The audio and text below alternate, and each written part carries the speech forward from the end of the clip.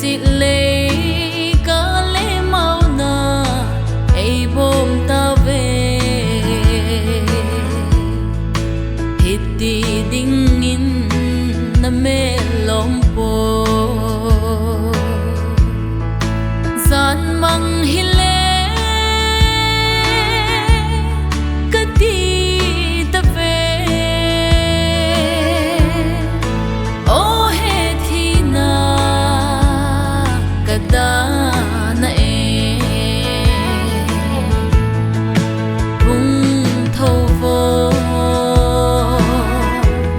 samang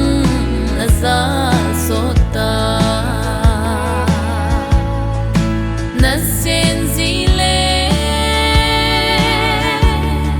navonchoi cheng inlam kahung idia tong ton lâu haimo na singsung mi ngai cheng na da tha ji o hiti hen nei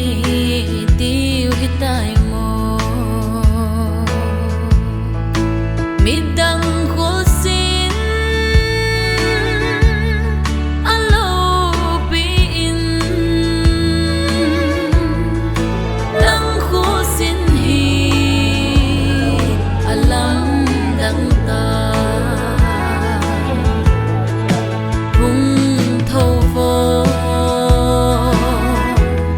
samang najal sottai Nasen jileh navonchoi cheng inlam kahung idia tong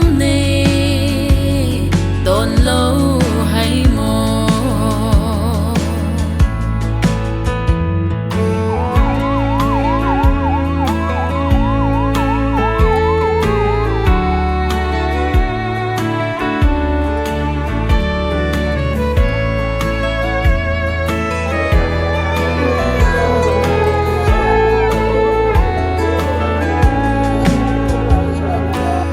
dam lai ni kum hei gol no ki pa thil pe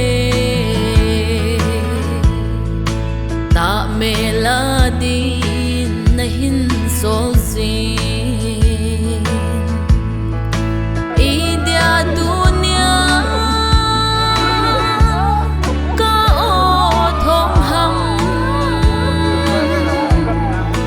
lai di badam anang eze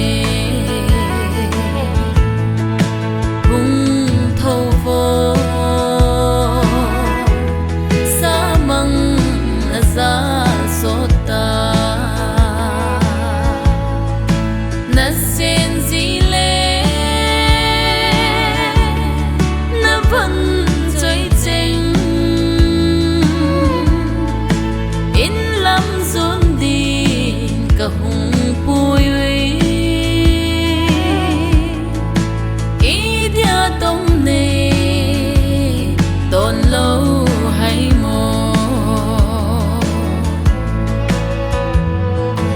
kai hin tave lau la silo zeno kana bile pu in nalam ton te o chung pathi kalhi lon na ki pa na hi hin so